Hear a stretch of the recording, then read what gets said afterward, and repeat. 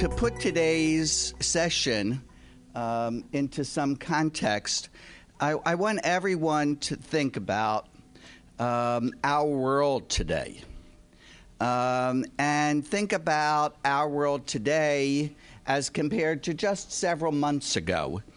If you think about the situations in some countries that for most of my life lived in horrible dictatorships that were almost assumed that they would remain a horrible dictatorship forever. And you think about the power of Facebook and Twitter, and then think about Egypt, and think about Libya, and see what the power of technology can really do. And then think about what we're trying to do. We're trying to help one of the most vulnerable populations of our country, children in foster care.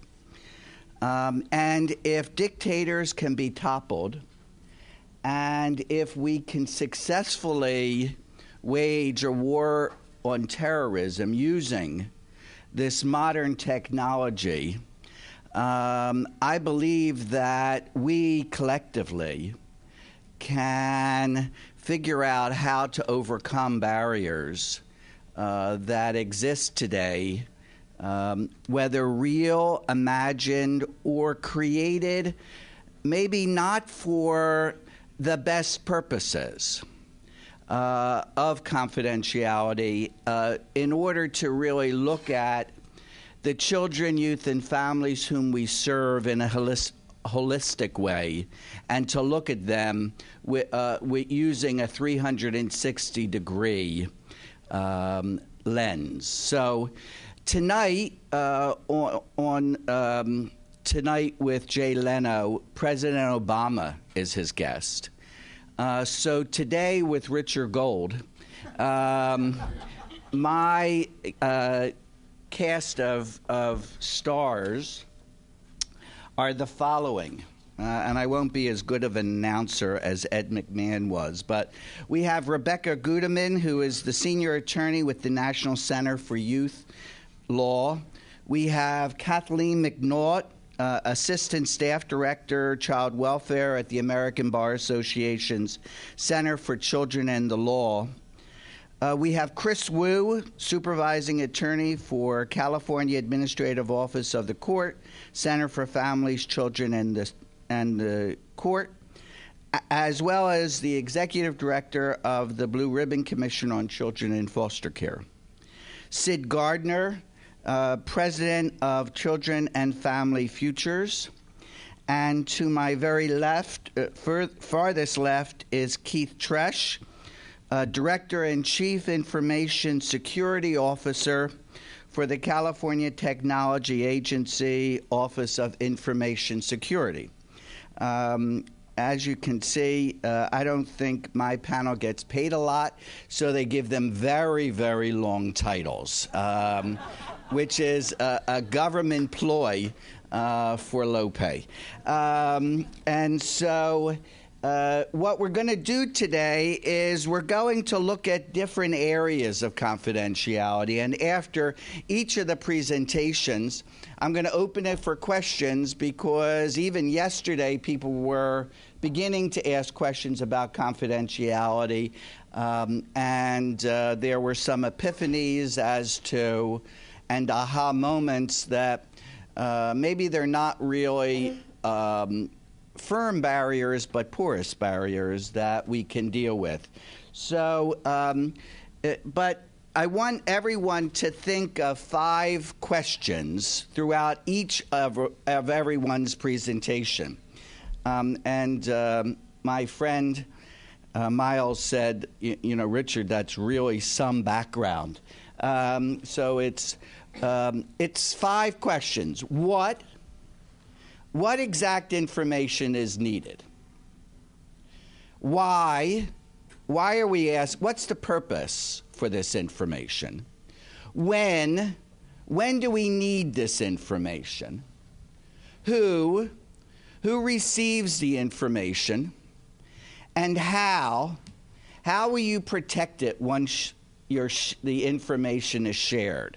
So what, why, when, who, and how are your questions on confidentiality.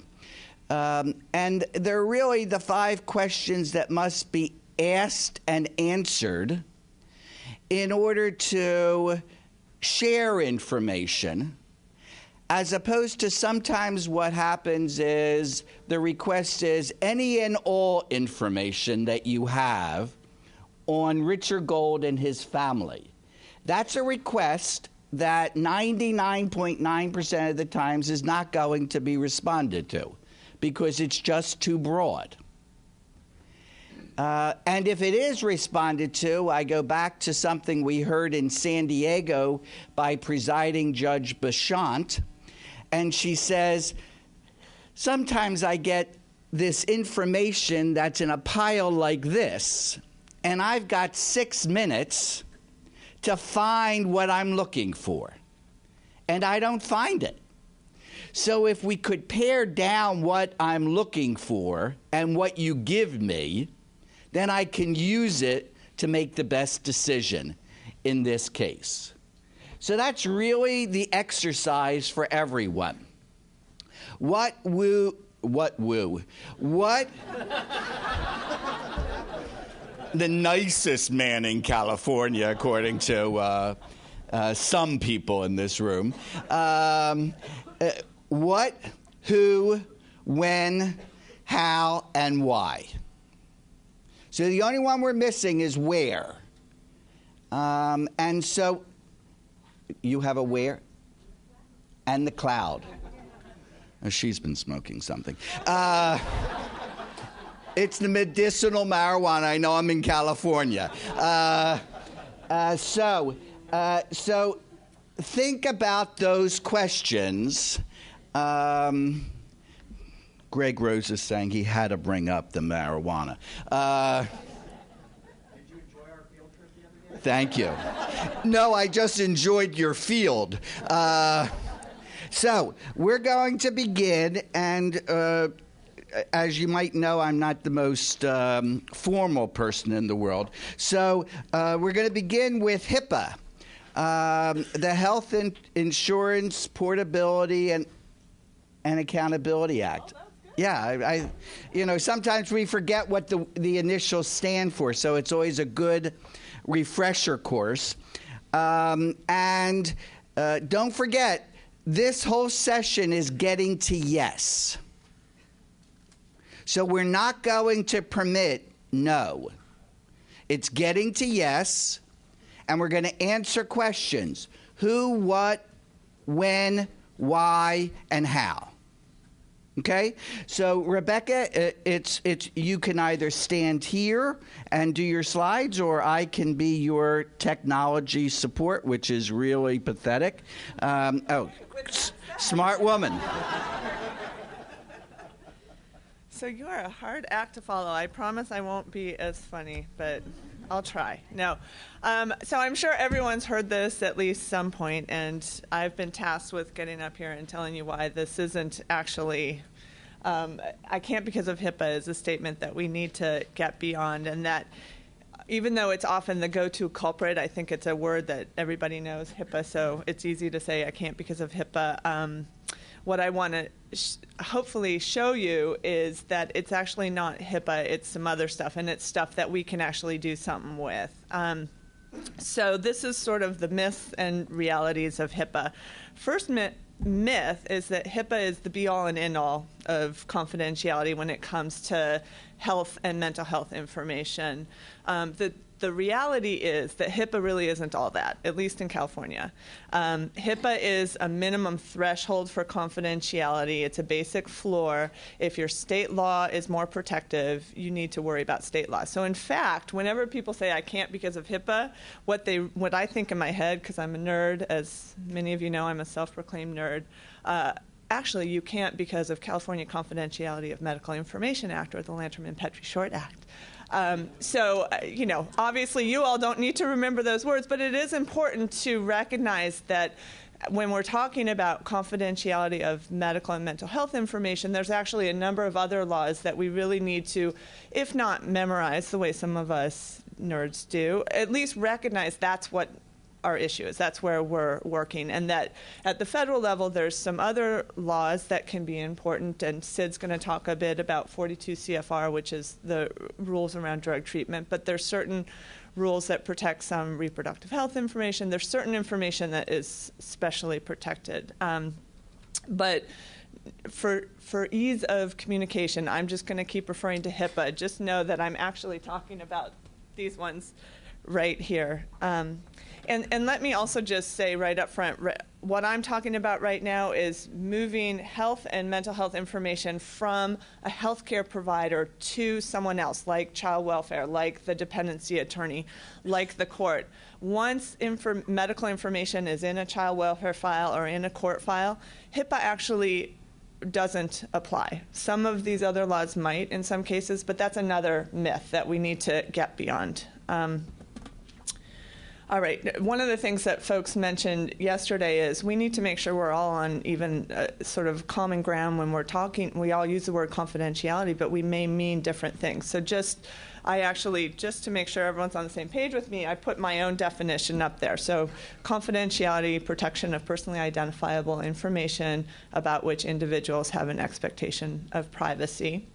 And when we're talking about the state and federal laws like HIPAA that protect this information, there's really three things that they do. They have all sorts of fancy words, and they use hereby and therefore and notwithstanding, but in the end, these are the three things they do.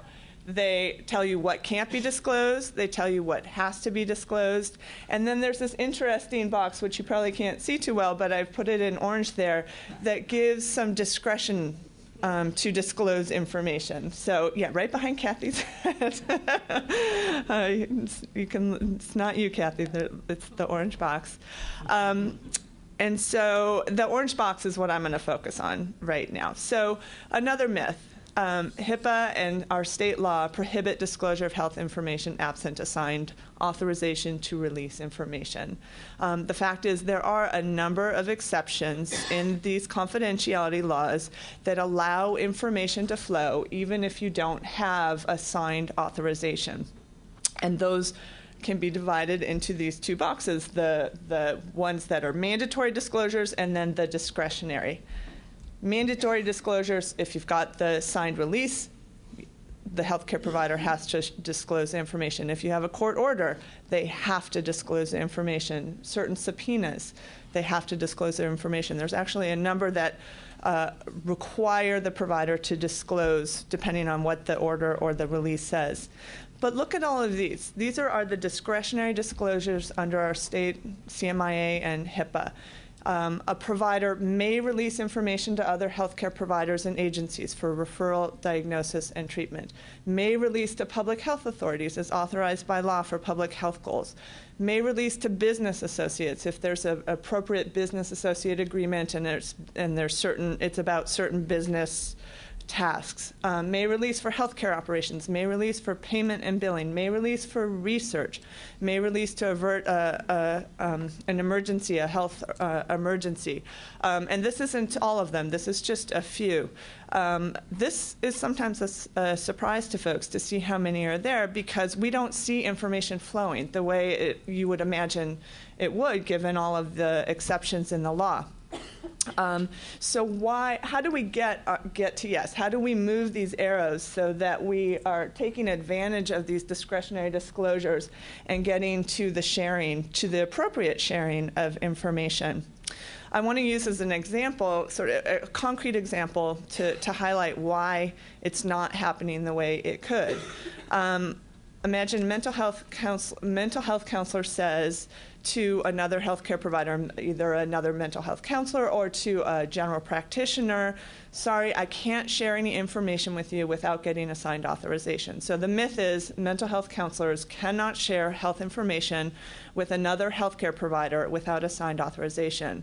The fact is that the HIPAA and the state law both have a treatment exception that allows healthcare providers and mental health to speak to each other about patients that they have in common for treatment purposes. This is actually a really important exception for youth in the child welfare system, given the numbers of providers and services that they're receiving, and there's a lot of opportunity for exchange. But why doesn't it happen? Mental health counselor says, I can't because of HIPAA. But what do they really mean when they're saying that? Well, this is just some of the things I've heard. This isn't all of them, but when I've gone out and done trainings for providers, here's what I've heard. I understand HIPAA doesn't prevent me from sharing, but I'm not going to because I'm worried that if I share with you, it'll get out to others. So redisclosure concerns, it's not you, it's that it's going to go to that other person, or it's going to go from you to the court or to the social worker, and they have issues about that. My professional training tells me don't share. Even if the law allows it. Just because I can doesn't mean I should, which is what a mental health professional once told me. I don't know you or trust you. I might if you were someone that I had worked with a lot. I normally would, but this patient has some specific things going on that make me feel more protective of this information. So just to put these in sort of more formal language, again, this isn't a comprehensive list, this is just what I've heard, but I think it reflects a lot of the things that we heard yesterday too, so it's I know, going to resonate for a lot of you. One is lack of information. There are folks that don't know about all these exceptions, so there is this basic level where we just need education about the law and make sure people understand the opportunities in the law. But ethical and professional practice standards. The mental health professional who says, just because I can doesn't mean I should, we have to respect that and honor that each of us is coming here with a lot of training, the social worker, the provider, and there's reasons that even if the law allows it, they've been trained to deal with information in a different way. And it doesn't mean you won't exchange, but that is something that we have to acknowledge. It's not just the law, it's this other stuff too. Local practice and relationships, it's that I don't know you, I don't trust you, I've had a bad experience with you. Redisclosure concerns. Evidentiary privilege. Up here we're focusing on confidentiality law, but there's this whole other separate monster called privilege that applies when information is going to come into court in evidence. And even if there's an exception in law that allows information to flow, evidentiary privilege may still apply. And that's something that confuses and scares a lot of people, and we need to just wrap that up and deal with that too. And sensitivity of certain data. So some of the strategies, and again, these are things that folks mentioned a lot yesterday, some of the things I've seen in the innovative practices happening that have gotten us more to the do share, to get us beyond some of these issues. The education, MOUs, and MOUs aren't a magic fix-all that allow us to ignore or, go beyond what the law allows, but we can use MOUs and other understandings to deal with some of the privilege issues, to deal with redisclosure. We promise that we aren't going to move this information beyond our four walls of our office without getting additional permissions. Other practices to reassure the people that you work with that the information isn't going to be breached, that you're keeping it in a safely contained area. Business associate agreements, if those are appropriate.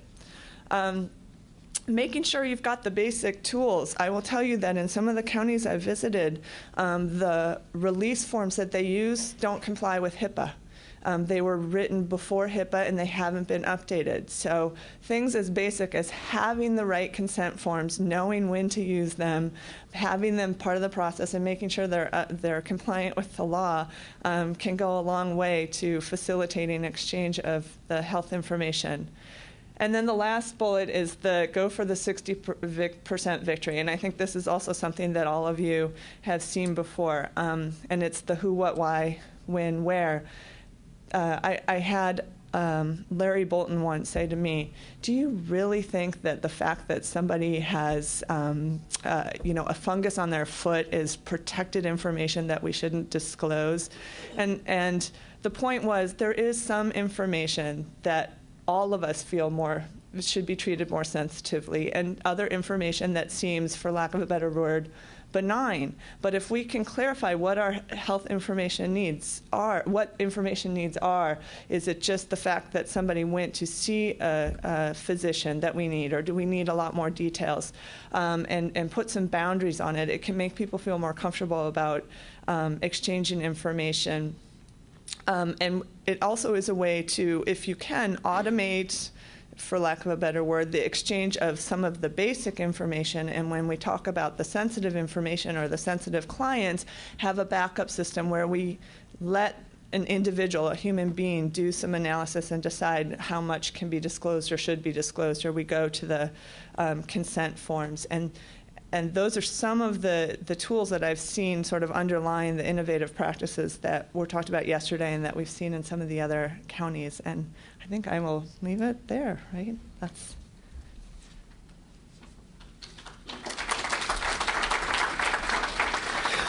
Questions for Rebecca? Oh, I have one. Rebecca, I'm going to give you a case scenario. 2 children who are in foster care, and there's a suspicion that mother has a medical condition that prevents her from providing proper care and supervision of the 2 children. What information do we need from that doctor for the social worker to make a recommendation, the advocates to make a recommendation, and the court to make a reasoned decision? I would actually put that out to I would put that question out to the clinical folks here. How much information you need. Rebecca. No, honestly, I'm the one that will tell you whether you can actually get that information moving, but how much is this following my team, what information do we really need in that situation? Do we need the entire medical record? I would say it's situational. I mean, you don't know what you're going to need. Oh, Pete, you have to answer my question. Go on, Richard. Thank you.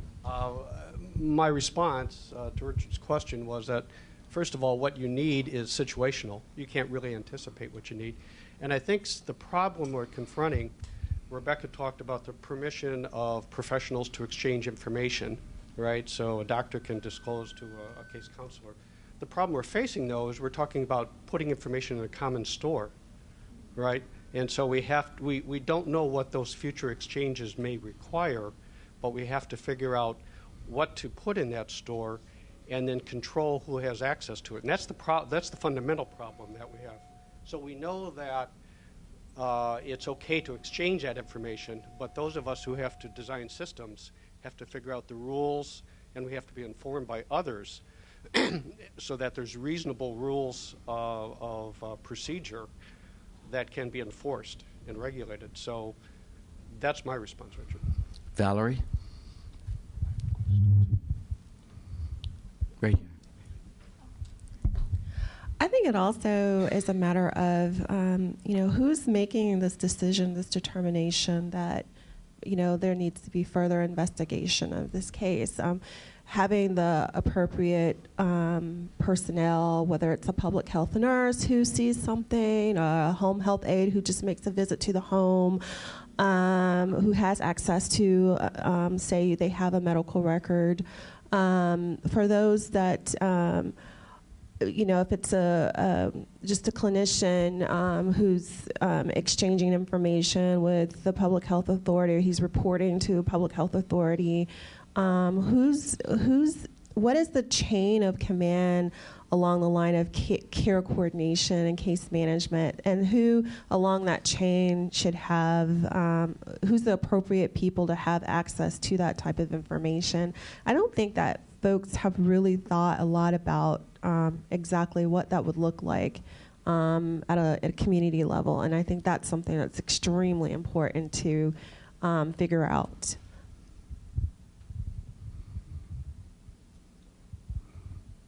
Questions, comments? It leads Rebecca's oh, I'm sorry. Don, go ahead. Go ahead. Ask your question. That's okay. What's your question? Hello? Yep. A couple of years ago when we first started with SIRS, there was a lot of question about putting all of that data in one container. And I looked at HIPAA, and there was nothing in HIPAA. In fact, HIPAA excluded social services from those rules and regulations. Is that still the case? Right. So HIPAA only applies to what are called covered entities. So it's when a covered entity is a healthcare provider, a healthcare agency, like a health insurance company. They're required to follow HIPAA. And that's what I was saying up front, that one of the myths out there is that once information moves to someone else, that HIPAA follows it. However, our state laws do potentially follow, and that's what keeps things a little messy. So while HIPAA wouldn't necessarily protect it once it's been moved off to another agency, a non-healthcare agency, there are some state laws that still may trail it and attach, and that's why people actually have to take the time and when you're setting up the systems, understand what is following what information. Once it's in the child welfare agency or social services, it's certainly subject to other confidentiality laws, but you're right about HIPAA. So, Hi. So I'm making an observation, and with regard to confidentiality and your question, because your question is one that social workers in the field are going to have to deal with, something that simple. And I think the conversation in here is broad, but as you talk this through, it really needs to be that narrow. What kind of information is going to be needed from that physician? What kind of information? Because not everybody needs all information. And so it just says to me that this is complicated. And there was some conversation yesterday about taking one step at a time, and that maybe you don't need everything in the kitchen sink at one time, but baby steps in order to get there, because those are the kinds of situations that the folks in the field are dealing with every day. And so to the extent that you can help, scope some of that out, that will be very helpful. Thank you.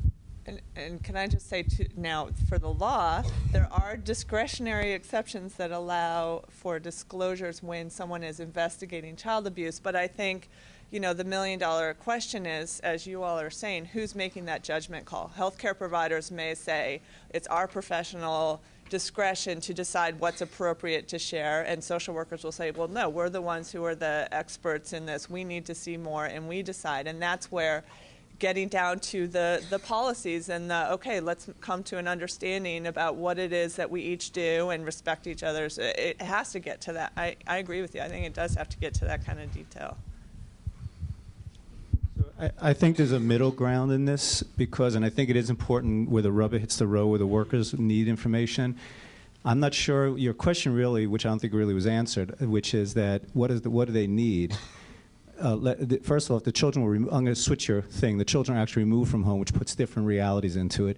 And the question is, can they return home based on mother's medical condition?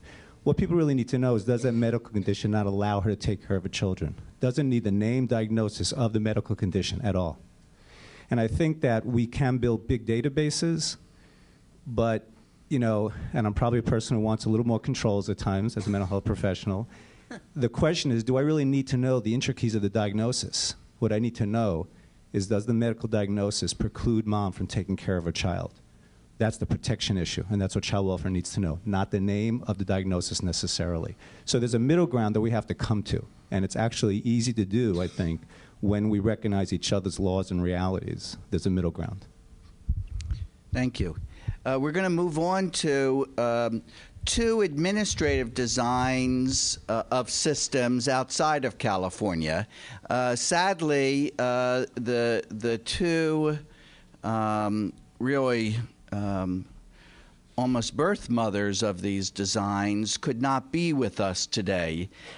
So I'm going to try to do my best to channel these two people and present their systems with as much passion as I've heard them present themselves.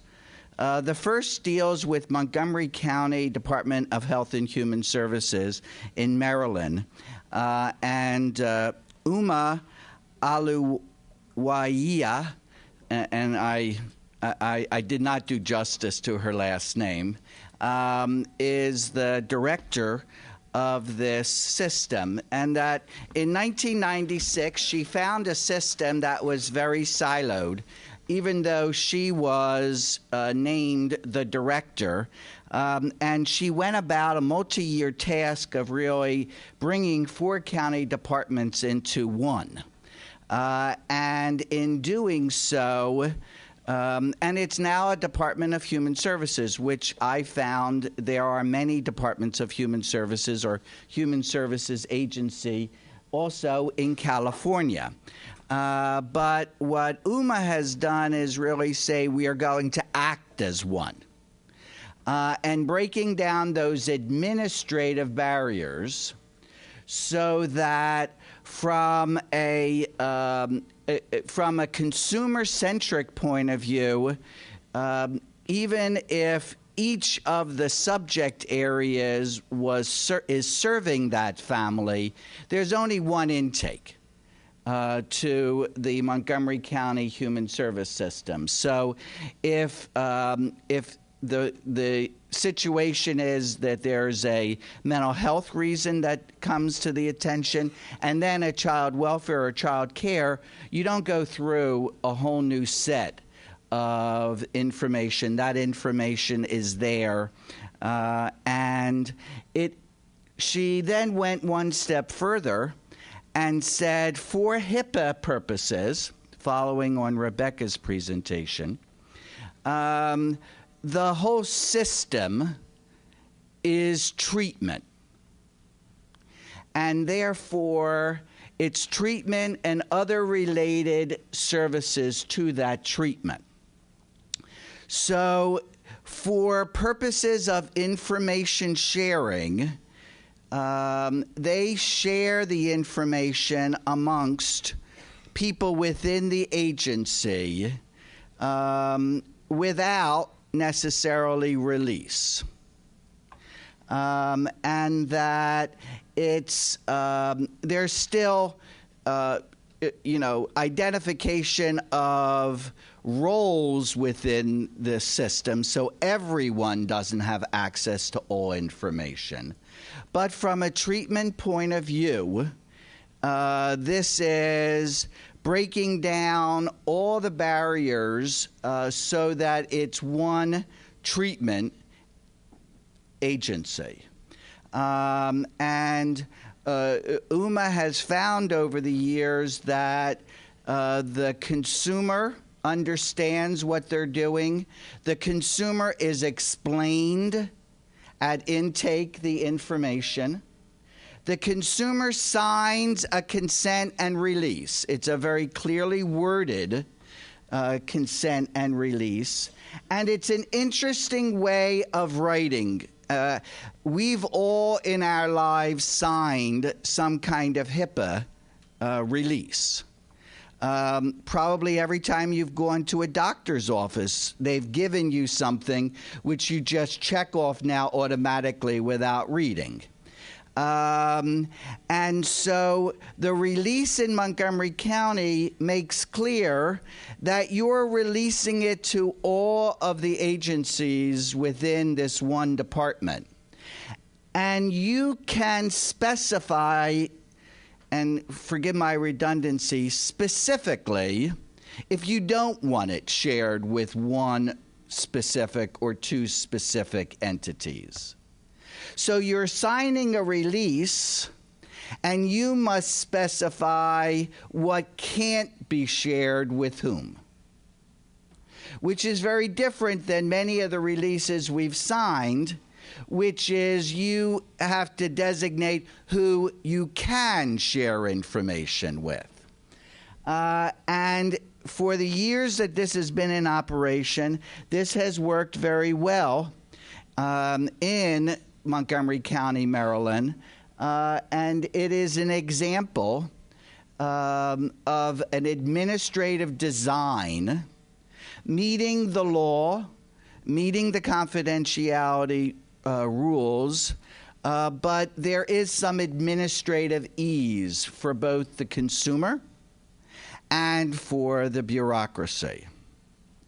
So Uma, again, would be much more eloquent in her presentation. And by the way, I do see people taking pretty quick notes. I'm not sure it's been said, but all the presentations will be available online after the conference. And Daniel will make that clearer as the day goes on. So even though we're going quickly through some pretty intense work, I will also put Uma's contact information, so you could contact her both by email and phone. And she is a very giving and sharing person, and enjoys working with other jurisdictions to really see how she can help them and they can help her. So again, I'm going very quickly. There are times where I should stress there is a respect for some of the stricter federal requirements, such as Sid's going to be talking about drug and alcohol services, where it is a specific release. And so there is again, going back to Rebecca's comment about taking that 60 or 70%, there is a willingness to take that 60 or 70% of sharing, which helps build the trust amongst the systems and gets beyond those questions. I'm afraid of what's going to happen to the information once I give it to you, which is a prevalent comment in talking with people. The second person I'm channeling or impersonating is Linda Gibbs, who is the deputy mayor for New York City. I had some interesting statistics about New York City. In traveling around California, when we would go to certain counties, we would be told where that county fit in the size of the states in the United States. So one county said, well, you realize we have more people than Iowa. We have more people than Kansas. And so it got to the point where we had 49 states and 58 California states. And so New York City is the fourth largest government in the country and is the 16th largest government in the world. And it's just that little piece of property that was a good deal many years ago. That was a real Trump deal. And so under the leadership of Mayor Michael Bloomberg, and with a person who truly does believe in modern technology, he has really spearheaded HHS Connect, which is also called NYC Connect, and other names. And what it is, it actually started in a conversation in an elevator, that the corrections superintendent and the homeless commissioner for homeless services was in an elevator, and they were joking how many clients they shared, and they didn't know how many of the clients who received homeless services was now receiving correction services, and how many people were corrections clients now being served by the Office of Homeless Services. And so based on that, I guess the tale is don't joke in an elevator, but that conversation spurred this citywide effort to share information about common clients. And the current system, as in operation today, and as you can see, I'm really going quickly because we're running out of time. Oops, went too quickly. Deals with five agencies. It's homeless services, child care, housing, the food stamp service, and a fifth one I don't remember, but again, I will share this with you, whereby by using a uniform client number, systems are being able to share information and see common services that are being provided to the same client. And one of the lessons learned by Deputy Mayor Gibbs, and again following on Rebecca's taking 60% and running with it, was to create this system using services that are not highly regulated by the confidentiality laws, and building a use and trust of an entire bureaucracy to start using HHS Connect as a tool within their daily workday. And then moving toward those departments such as child welfare, behavioral health, that are much more regulated to overcome the confidentiality issues that might be presented. But even amongst those 5 departments, and following one of the other speakers, they did take all their legal counsel and put them in a room and said, you're not coming out until we can connect the information in your 5 systems. So they've built this infrastructure. This is a web-based infrastructure. New York City is eager to share this with other jurisdictions, and they're not looking for cost sharing. They're really looking to share their experience so that other jurisdictions can bear the fruit of this very, very easy to use both client and system. Clients under this system can enroll in a multitude of services with one application. So by filling out one application on the web, they can become eligible for a myriad of benefits, as opposed to going to each office, as opposed to standing in line and waiting for an appointment, as opposed to sitting in a waiting room. So both the client is benefiting and the system is benefiting from New York Connect. So again, I apologize that neither Uma nor Linda could attend, but what we're going to do is have presentations by both of them on the web for you to see after this conference. So you will be able to hear from them what they've created in both Montgomery County, Maryland, and New York City. I'm going to move to Kathleen McNaught. Kathleen's going to be dealing with education and FERPA.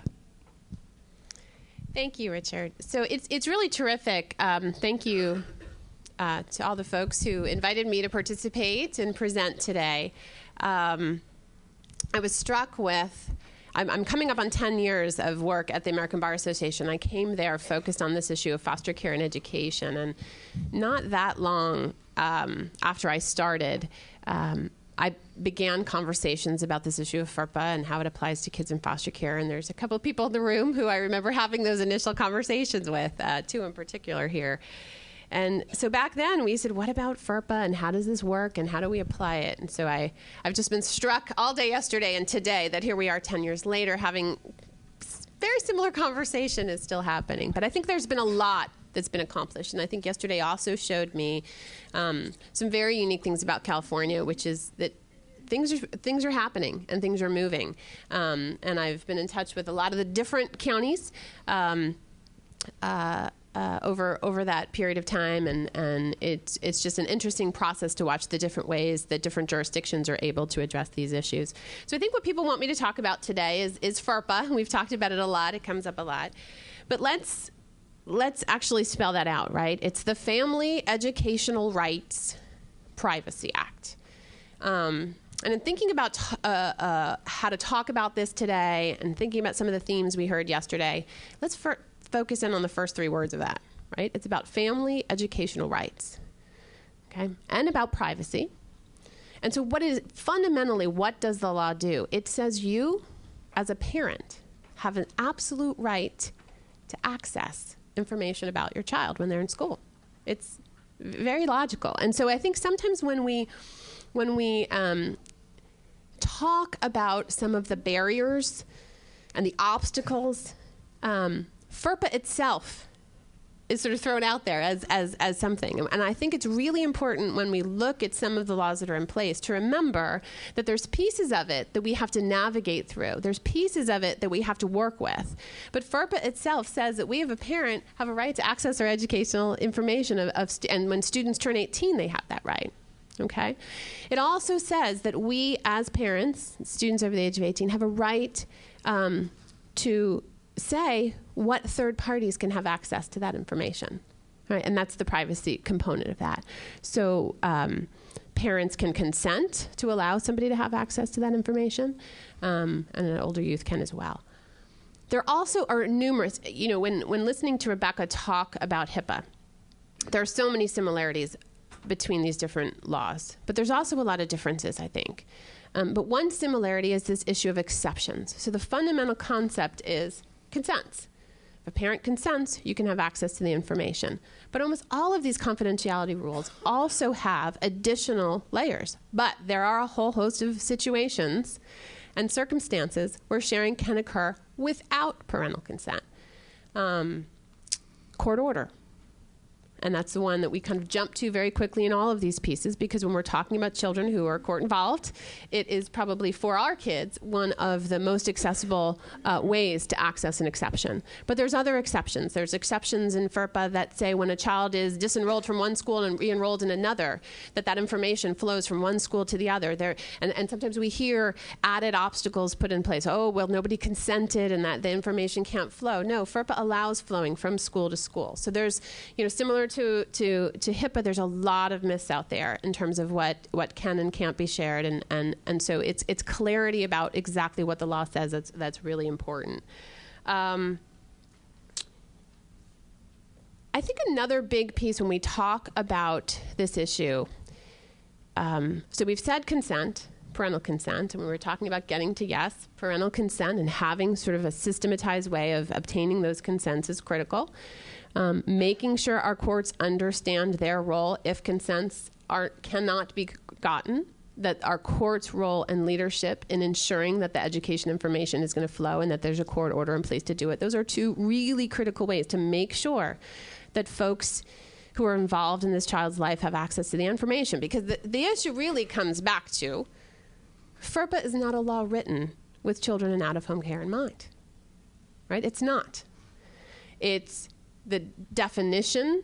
It uses the statute itself uses the word parent exclusively throughout the law.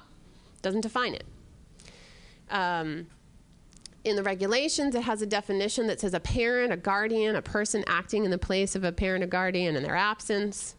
And there is some gray. That is an area that I think is particularly gray in terms of what does that mean. Does that mean a foster parent? Does it mean a representative of the custodial agency?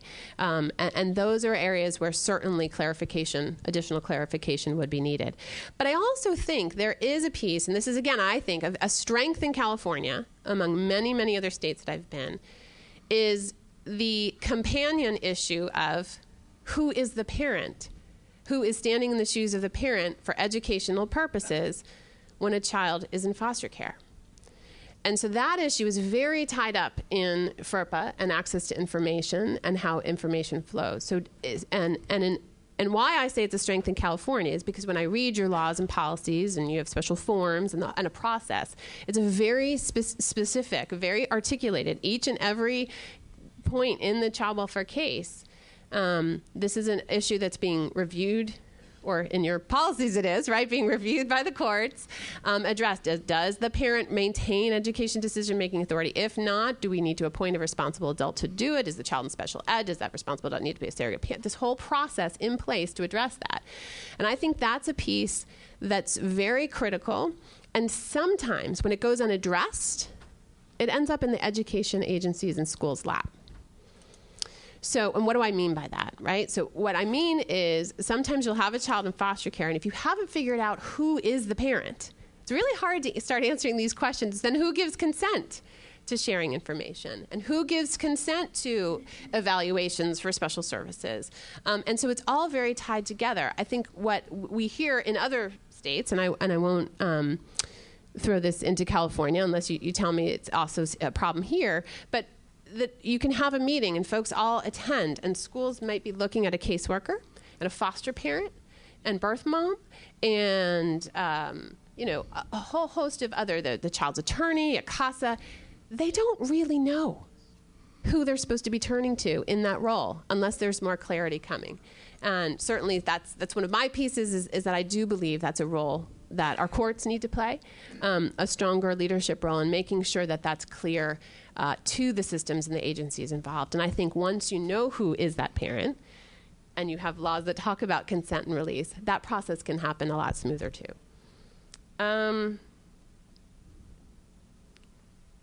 Designing systems that share information and address some of these confidentiality barriers, confidentiality requirements.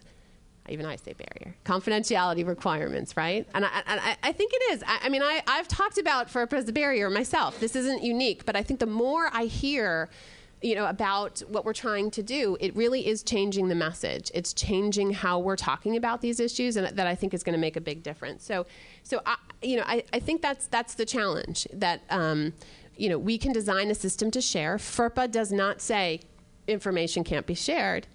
FERPA says we've got a couple of requirements that have to be complied with in order to make that sharing flow smoothly. And I think it's really, as we develop systems, how do we make sure we can address those points? Making it sound simple. It's not really I like simple. that. Yeah.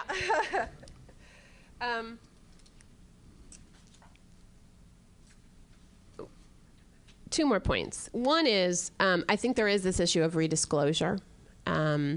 That I think is very important. And so just from a legal, from what FERPA says, I think it is particularly clear in FERPA that when information is released through an exception to FERPA, that information can't be redisclosed unless the redisclosure is also to someone or an entity that meets an exception under FERPA.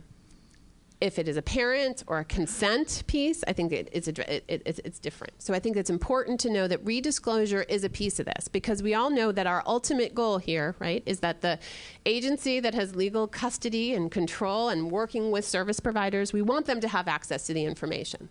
That is the ultimate goal. And to have access to that information and not be then able to reshare it with entities that need it is certainly an important piece. And so I think being aware of those redisclosure rules and making sure that when we're looking at our, if it's the court order that we're using as our strategy to do that, that we're making sure those court orders are clearly identifying those that agencies need to redisclose to.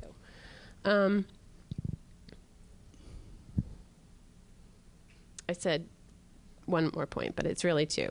So I think it's wrong of me not to talk about, so I want the point of these comments to say what the law says now is something that we can work with. And I think how it's worded now and what we have in front of us is something that we should be able to navigate in order to still accomplish what we're trying to accomplish. That said, I think there has been for some time, conversations and talk. How can we, tweak the regulations in FERPA? How can we more squarely address these issues, either statutorily or through regulations or through some improved guidance? And I think there's a lot of those conversations going on. So I want to also encourage you that perhaps there's some distant hope that these issues will be more squarely identified. For example, one of the suggestions that I have is out there is what about a very specific exception under FERPA that says to the custodial child welfare agency, its custody of the child and his work. It makes a lot of sense. It's hard to think of someone who might not think that's necessary. So I think that's out there to know about. I want to go back to the comment that Miriam made earlier about the two-way street issue, because talking about FERPA really focuses on child welfare systems' access to the educational information that they need to do their job. They're under child welfare law now. There's a lot of educational requirements to be accountable and to make sure we're making appropriate education decisions. So accessing that education information is critical. I 100% agree. It's very hard as systems to sit down and talk about that issue, talk about that flow as a one-way street. And, equally critical to that conversation, it's not a FERPA issue. What child welfare shares with education, what are those elements that educators need to know in order to provide the services and sometimes additional services and support that we're looking to have them do. So I'll stop there for questions. Questions? Stephanie? This is a question. Hi, this is a question for both Kathleen and for Rebecca. Is there any differentiation in the law for paper-based or verbal sharing versus electronic sharing? And then the obvious follow-up question is, should there be, if there's not? Well, let me say I should have included this. Going back to Richard's question, it's the what, and to be crystal clear, FERPA specifically is talking about written documentation, written educational records. So observations of a teacher's, that doesn't fall under FERPA. So I think another piece of a myth is sort of this, schools can't talk at all because of FERPA. That's not true. FERPA is about written documents. Electronic. No, I don't think it makes a distinction between whether, there's an exception related to a research exception under FERPA to allow, and there's been some recent comments put out, and we're waiting for some final regs under FERPA that talk a little bit about, those kind of issues. But I don't believe it makes a distinction between electronic and written. And could that lack of distinction be because FERPA was created before we entered the electronic world, and we were strictly paper-based? Yes, and some of the regs that are we're hoping for release sometime, and then I've heard comments about yesterday. February or March. Well, yeah, always yesterday. So hopefully early next year we'll have some, and that really was. The possibility of some additional regulatory guidance related to more of this interoperability issues. So I think we should be hopeful, but also continue to think of other strategies that we might need. I think getting to the point of your question, I don't think HIPAA prevents putting information into a database, but it's protected in the same way. And HIPAA certainly was written with electronic records in vision, and in fact, that is part of the definition of what is protected in terms of healthcare information. It contemplates, it talks about electronic information and electronic exchange. So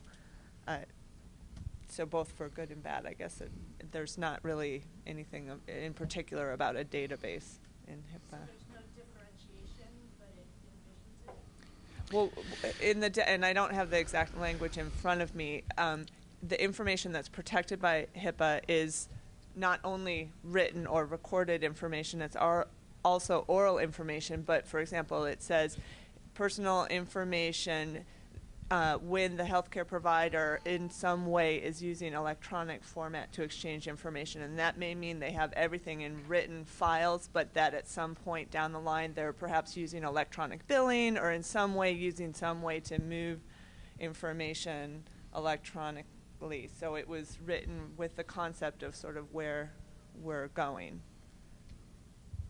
I don't know if that answers. Two questions, if you can. The first is, I think, like HIPAA in California, some of our state laws are more stringent than FERPA. And I'm wondering if you can comment on that, help people understand what the limitations of state law are in addition to FERPA. And then if you want to do that, I'll come back to my next question. Yeah, and I think the key is that, state law just can't conflict with FERPA. And I think, so FERPA, the rules of FERPA is certainly going to trump any kind of state provision if anything is viewed or interpreted in conflict.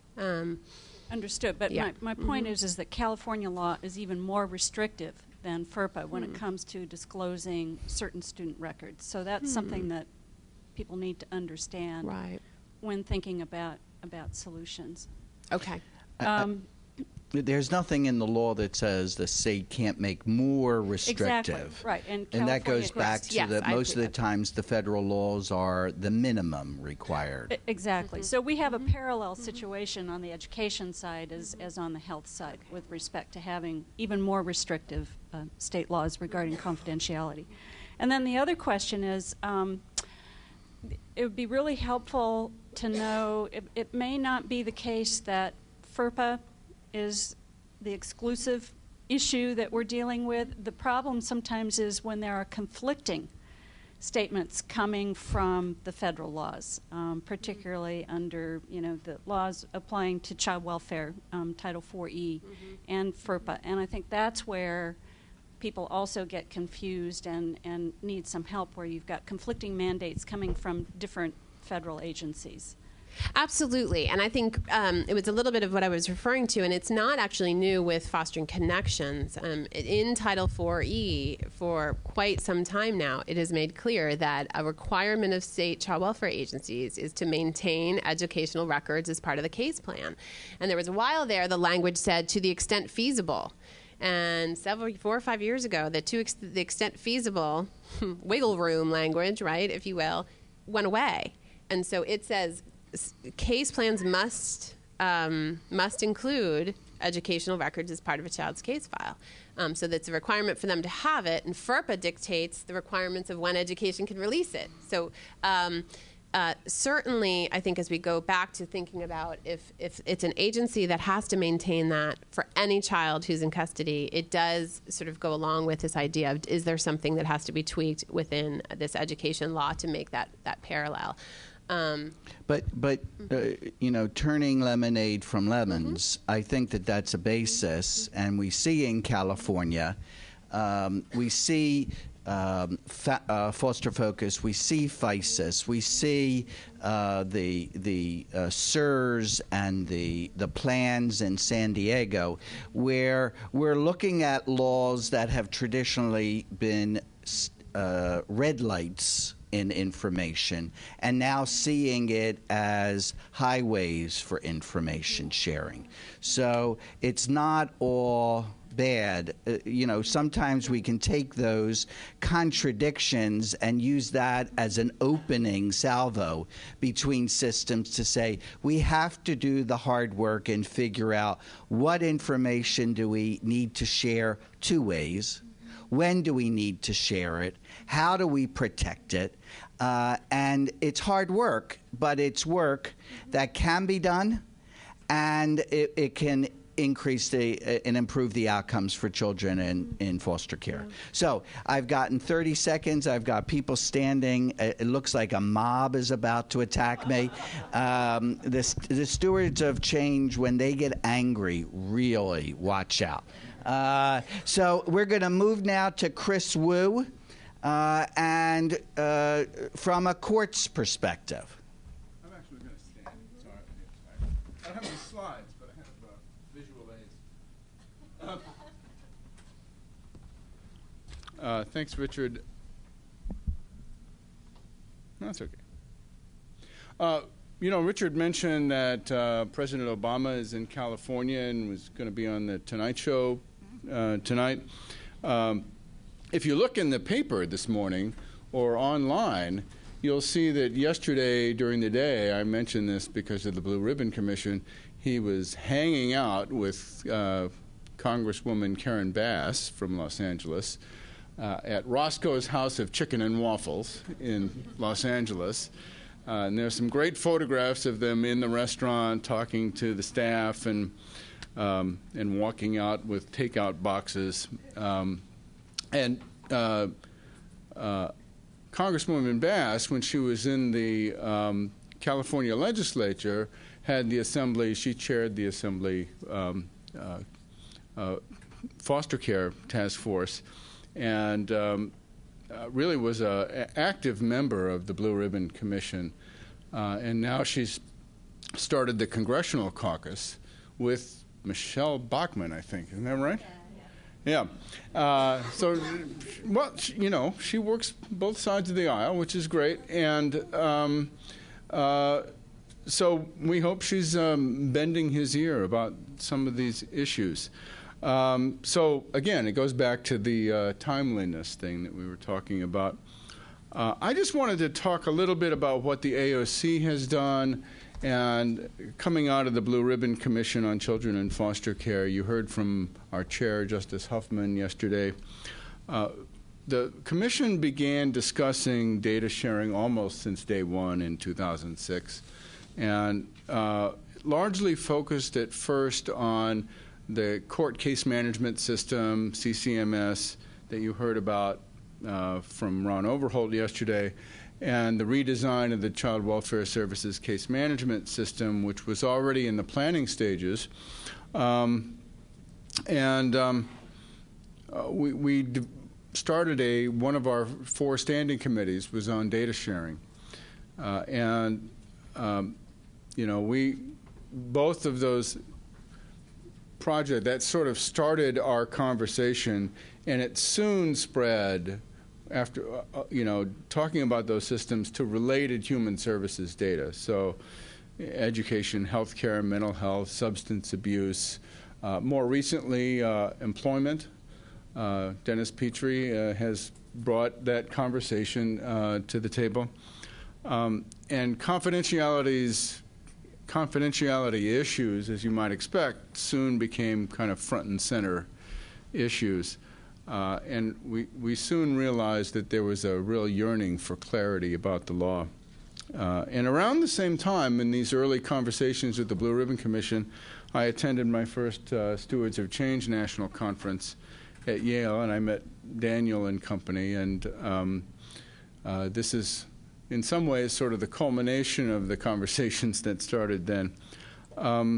Eventually, the Blue Ribbon Commission adopted a recommendation that asked the Judicial Council to support the courts and all of our justice partners in the child welfare system in eliminating barriers to the exchange of essential information and data about the children and families they serve. The Child Welfare Council also has a standing committee on data sharing, And then the director of the Department of Social Services, John Wagner, took on the duties of chairing the committee. So I think that shows a pretty high priority for the data sharing issue in the state. We provided the primary staff to the Child Welfare Council's committee through Will Sanson and Don Will. And now Barbara Needell is doing a great job as the current chair of the committee. You have in your, if you don't have a blue folder like this, you have in it, among other things that I'll talk about in a second, the Child Welfare Council's statement on data sharing, which is about a page-and-a-half statement about state policy in California.